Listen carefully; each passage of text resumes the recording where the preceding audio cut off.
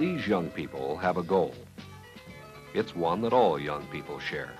Quite simply, they want to gain the know-how which will ensure that they can get along in this world. Don't let them kid you. They want an education, and they want it badly. But most of these inner-city kids have come to believe that the cards are stacked against them, that the inner-city school has not been meeting their needs. This is a story about how these students and others like them sought alternative ways to reach their goal. This is the story of the student-directed curriculum project at Polytechnic High School in San Francisco, California.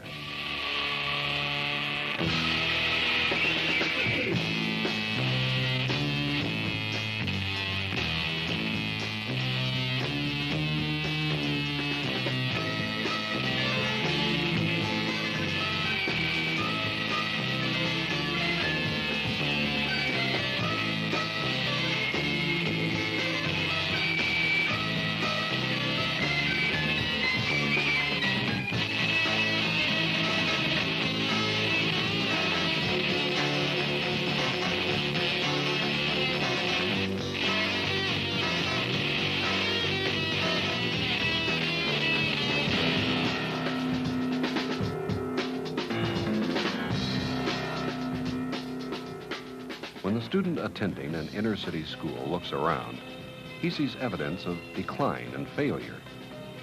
Such neighborhood deterioration causes students to question the worth of the school's programs. Alienation results and is reflected in declining attendance, high student dropout rates, vandalism, community tension, low student achievement. These are indications that students do not view the school as helping them to achieve their goals, that the school itself is failing in its purposes. The recent history of Polytechnic High School is not too different from that of many inner-city schools. 20 years ago, Poly was considered a model school. Its student population then was predominantly white. During the 1960s, the character of the community surrounding Poly changed. The school's ethnic composition shifted to over 80% black. Poly had 6 principals in 7 years. The curriculum didn't change to meet these new conditions. Community tensions and student alienation kept the school in a state of instability and crisis. Finally, in response to demands to make the programs of the school more responsive to the needs of students, the School Board of San Francisco called in IAUE, the Institute for the Advancement of Urban Education. The Institute's procedure was, first, to identify the elements of the problem more clearly. Second, to initiate a collaborative planning process involving all of the stakeholder groups, people who had a stake in the success of the school. And third, as a result of these processes, to design and help manage a pilot program incorporating all the components of an alternative educational approach. IAUE's initial strategy was to listen to anything anybody had to say. Their staff members visited community residents to secure opinions. Coffee classes were held in neighborhood homes so that personal grievances could be expressed. They feel that the teachers talk down to them instead of talking directly to them as a human being. Well, I agree with what Jerry said, but my feeling is, you know, I had my daughter in Polytechnic High School who was Miss Polly at this particular time, and my feeling was that she came back to me with, how do you expect for me to graduate out of high school when this high school have already been tapped as the school that is producing pimps and prostitutes? A 3-day charrette or informal meeting was held in Poly. 500 people gathered to submit suggestions, air grievances, and collaborate in the planning of desired changes for the schooling of their youngsters.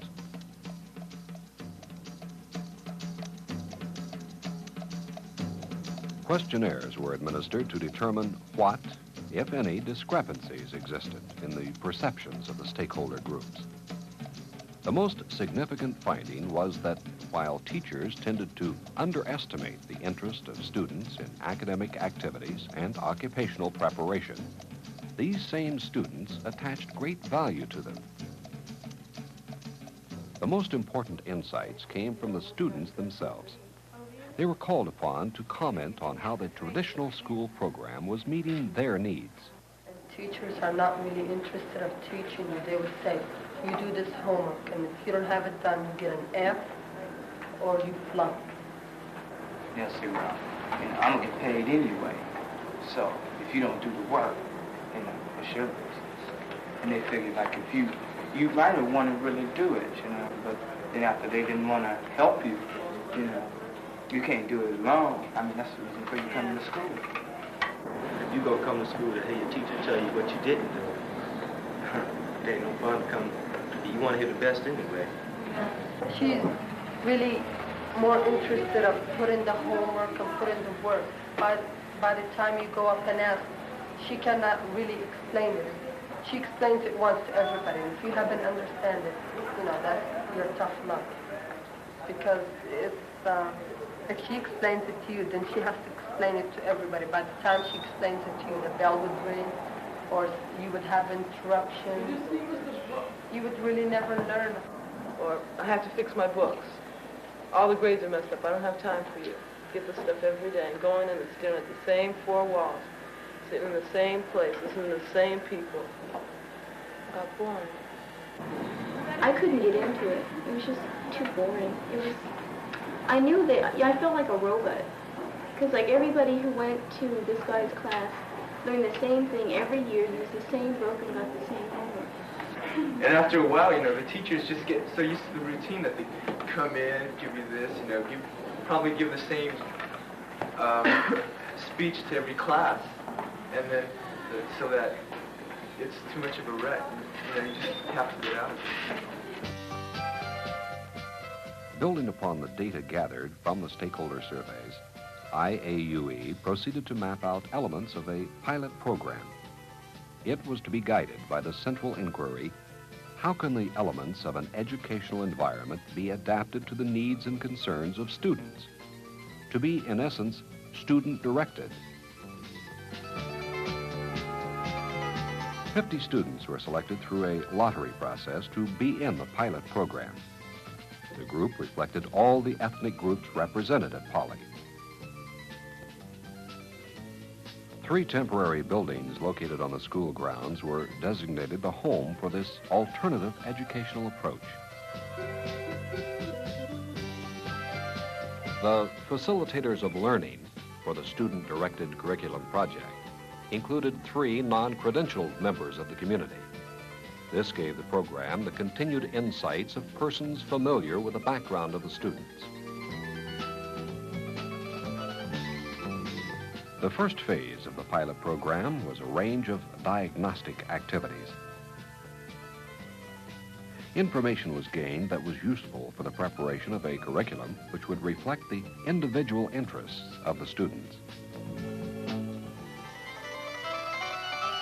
The next step consisted of designing the physical learning environment for student-directed curriculum, or SDC.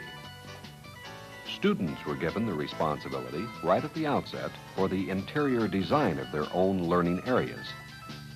This gave them a feeling of pride and group accomplishment. It further provided students with a tangible task to complete. This helped them in the early period of adjustment to a radically different school situation.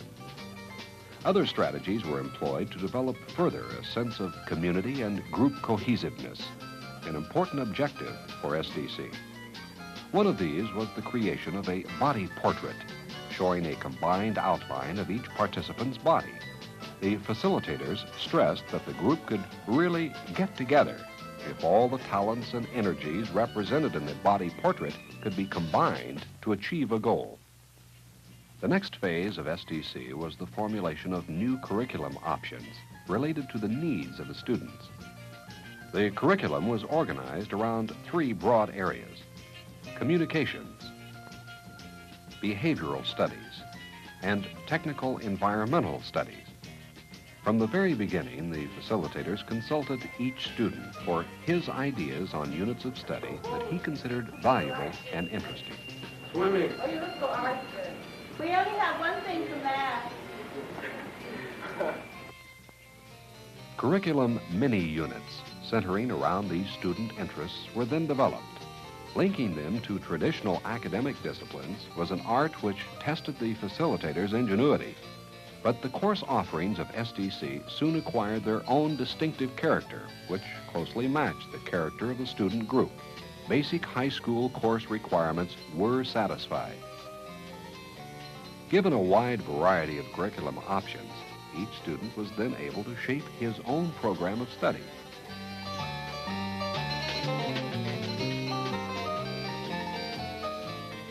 An instructional goal sheet was used to record student choices and accomplishment.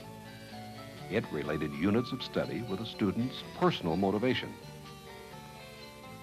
Each unit of study had explicit objectives for the student to achieve. This made him less dependent on an instructor's lesson plan. Learning became a mutual experience with facilitator and student working toward the same ends. If a student had some special interest that was not expressed in the mini-unit offerings, she could design a new unit. With the assistance of a facilitator, she was able to pursue it on an individual contract basis. Facilitator Cheryl Ward explained some of the implications of being a facilitator of learning in SDC. It's a lot of fun, and it's easier in one sense, and it's much more difficult in another. It's easier in that the responsibility now lies on the student, and you don't have to go around with a stick in your hand holding it over students' heads to get them to work. You feel better about being able to meet the students at their own individual levels, to interact with them on a more personal, human-type basis, and really understanding and really knowing them. In the traditional school, you never got to know your students. They were in and they were out. It's difficult in that now you have to work harder getting together resource material for individual interests, supplies for individual interests, helping individuals to develop their interests. The student plays a part in the evaluation in that if he so desires to have a quiz or a test, he can so state that. If he wants to be evaluated in some other way, he can do that. For instance, some students prefer to speak rather than write down whatever it is that they have found out or they feel that they know and they would like to express to you.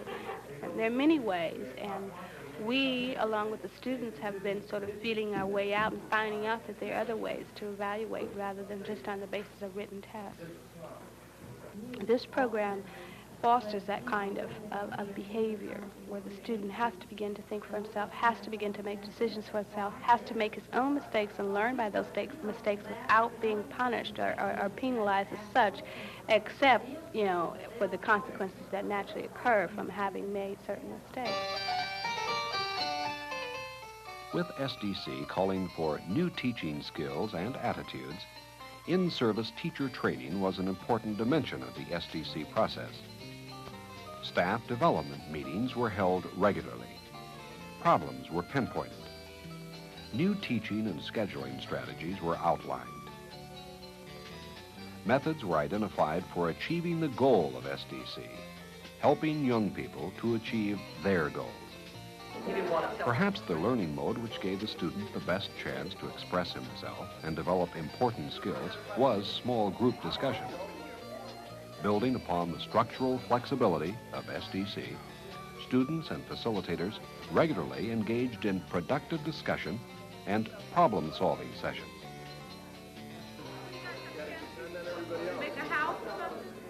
You can't work individually. You're not competing against each other here. You're trying to cooperate with each other. At other times, the objective was best satisfied through independent inquiry. Each facilitator had to learn the skills and importance of providing individual assistance and of probing the student for his ideas. They can get your money through a trial easy. And you poor, but they'll still find you. Do you notice that the people that have money, that's the people that don't go to prison because they have the money to pay.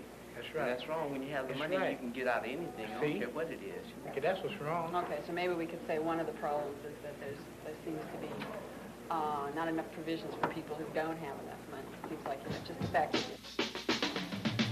The SDC experience gave students numerous opportunities to express their own individuality and be creators rather than mere recipients of knowledge forms. Posters created by the students reflected their own aims and political and social beliefs.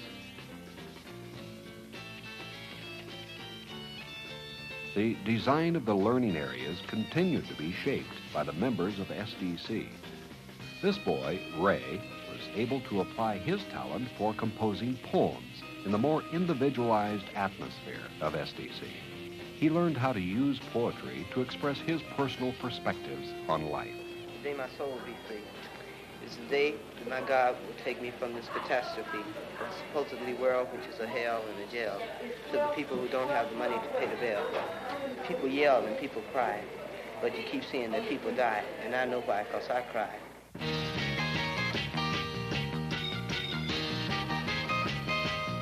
An elective program focusing on physical recreation and the arts further permitted students to perform, create, and express themselves. This helped in the strengthening of the students' self-image, another important goal of SDC. These kids didn't feel like robots. They were helped to feel like persons with real potential for growth and success.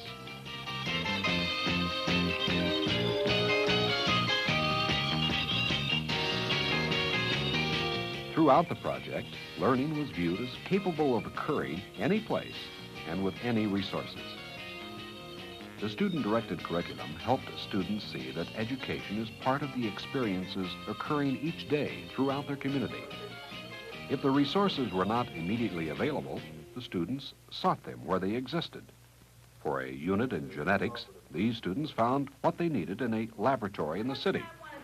Back in the learning area, the students and facilitator dissected the new material from their recent learning excursion. Well, what happens to the people who have that disease normally? They die. They keep bleeding. Okay, they can bleed to death. Yeah, that's 45. That's higher than the regular co-op features. These students went out to stores in the community to collect data on pricing practices among producers and distributors. They then analyzed the differences in prices and learned where the consumer could get the greatest value for her money. These kids came to realize that a source of power resided in their own intellects. The experience of being able to shape their own learning patterns and of having adults who were there to facilitate rather than direct their learning was a new one for the students. They were the ones for whom the program was created, and they remain the best source for verbalizing its real meaning. I don't know about other kids, but I personally am motivated to work harder because I'm sort of rebellious, and I don't like people telling me, do this, do that. And so, like, when I'm on my own, I think I work harder than when people say, hand it to you and say, do it. It's more challenging to each person. It depends. Like, it wasn't challenging at all in the old school because I never did anything. I mean, it was so boring that I just skipped most of it. And here, when you find that you like something, you try harder, and so it is challenging in that way. If you have 45 students in a classroom, teacher doesn't have time to get to know each student. Over here, she gets to know each student, what's her problem. If you can't read, they know. This way, in a regular school, they just give you work and tell you to do it. If you know how to read or you don't know how to read, you have to do it. And you flunk. Before, if you didn't do the work, you just get bad grades. But here they expect you to do the work because it's benefiting you. It's not benefiting your parents who get the good grades or anything. You're trying to make it so it's student-directed and that the students can get what they want out of it, and it doesn't help anybody but the students. Well, I'm sure everybody tries harder here because there's more of a sense of unity, and we get to know each other better, because in regular school, you might not open up to a person that you only see 45 minutes a day. We're old enough to be held responsible for our actions in here, and that's what's good. They don't treat us like, you know, 10th graders or 11th graders or 12th graders. They treat us like human beings for once. Well, I'm not trying to please the teacher. I'm more or less trying to please myself. And if I feel I'm not out to live up to anyone else's expectations, I'm out to live to my own because I'm the one who have to live with my own life. This present day antique school system, that's what I call it, antique. It was made for when this country was just now becoming industrial, you know, when they didn't know it as much then as they do now. As much as they know now, you don't find that in the school. You know, they only tell you what happened a long time ago, and everybody's interested in knowing what's happening now because things are changing.